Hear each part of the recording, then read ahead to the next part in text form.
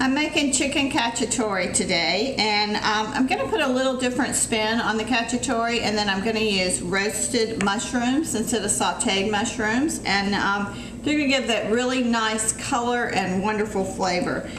I just wiped the mushrooms of all the dirt from them with a damp paper towel and put them on a rimmed baking sheet, the cap side down, and I'm going to drizzle them with about 2 tablespoons of olive oil and about a tablespoon of sherry vinegar.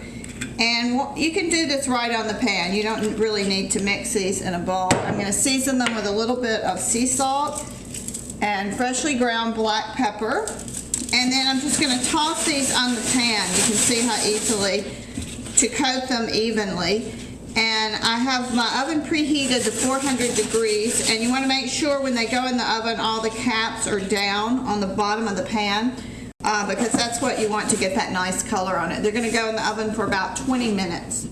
I like to use chicken thighs for this dish because I think it gives it a wonderful rich flavor. Chicken thighs have, I think, much more flavor than the breast. Of course, you could use breasts or you could use a whole chicken cut up.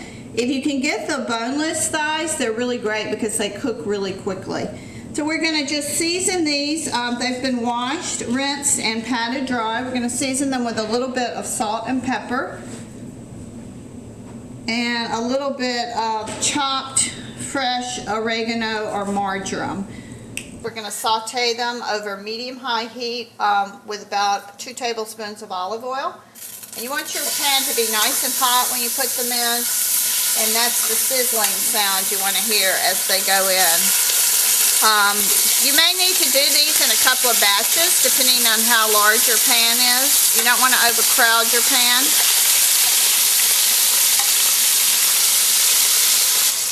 Once your chicken has gotten a nice brown on one side, you just want to flip it and do the same on the other side. Once the chicken is nice and brown on both sides, you just want to move it to a platter and cover it loosely and keep it warm. We're going to return it back to the pan, so don't worry if it isn't completely cooked because it will continue to cook after we return it to the pan. It will also cook a little bit while it's on the platter. Now you're going to add the onions. I have 1 onion that we chopped to the same pan. And you're going to cook that about 3 or 4 minutes just until it's nice and translucent and they've cooked slightly. So you just want to stir that around in the olive oil and let these cook for about 4 or 5 minutes. After your onions have cooked and they're nice and tender and translucent, you want to add your garlic. We have 2 cloves of garlic, and just cook and stir that for about a minute more. You don't want to cook your garlic too long, but you want it to cook long enough for the flavors to release. And then we're going to add 1/2 cup of white wine. And when you add the wine, you want to make sure you scrape the bottom of your pan and get up all those wonderful little brown bits that have cooked in the bottom of the pan. This is what gives your sauce really wonderful flavor. And just let the wine cook until it has reduced by about half. And that will happen pretty quickly if you have a large skillet like this.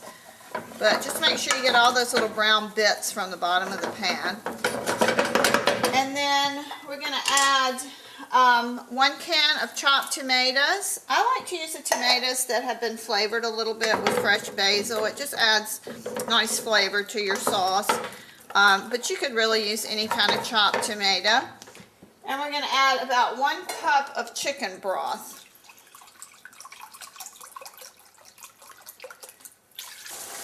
Once your sauce has cooked for about 10 minutes and it's gotten a little thick, you want to return your chicken thighs to the sauce, and you're just going to let those continue to cook for about 8 to 10 minutes longer. And you can tell when the chicken is done when the juices run clear. Just pierce one with the tip of a little paring knife. Now you want to put back any liquid that's collected in the platter. When your chicken thighs are done, you just want to finish it off by adding your remaining parsley, which is about 2 tablespoons, and the remaining marjoram or oregano. And then you're going to top that off with your roasted mushrooms. You can see how nice and brown the mushrooms have gotten. These are the little baby Bella mushrooms, so they're a little dark to start with. And you just want to pour these on top, along with any pan juices that they've cooked in. And if the mushrooms are large, I usually cut them in half, otherwise I just use them whole. And you can see what beautiful colors and flavors this is going to have.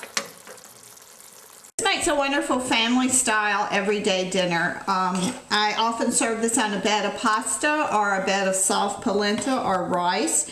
And you can serve it right on the platter with the sauce spooned on top of it. It's a really homey, hearty dinner. I often will serve it on a bed of spinach too, or just add roughly chopped spinach right before I serve it. The sauce is usually hot enough that you don't really need to cook the spinach. But you can just see what wonderful flavors and textures and colors it has in it. And again, the chicken thighs is going to give it a little bit of more of a rich flavor than just using chicken breast. And you could just garnish it with a little bit of freshly grated Parmesan cheese and a few parsley leaves. You can serve it on the platter just like this. And that is a beautiful dish to take to your table. Okay.